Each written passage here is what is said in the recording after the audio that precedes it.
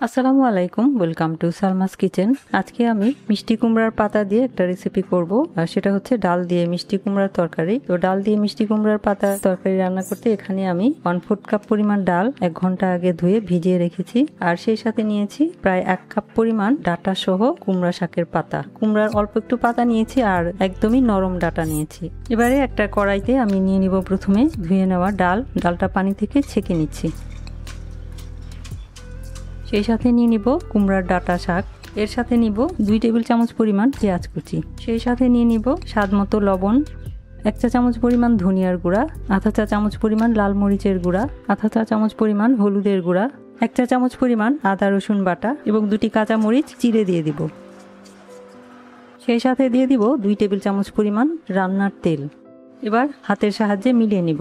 রান্নাটা আমি হাতে মেখে করছি। মাখানো হয়ে গেলে দিয়ে দিব 1 কাপ পরিমাণ পানি। পানিটা দিয়ে একটু মিলিয়ে দিলাম। এবারে চলে যাব চুলায়। কড়াইটা চুলায় বসিয়ে অপেক্ষা করব ফুটে আসা পর্যন্ত।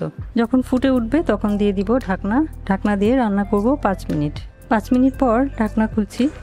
ডালটা মোটামুটি সেদ্ধ হয়েছে, এর চেয়ে বেশি সেদ্ধ হওয়ার দরকার নেই, পাতাগুলো সেদ্ধ হলেই হলো। এবং যেহেতু নরম ডাটা সিদ্ধ হতেও খুব বেশি সময় লাগবে না। এবারে আমি লবণটা চেক করে নিব।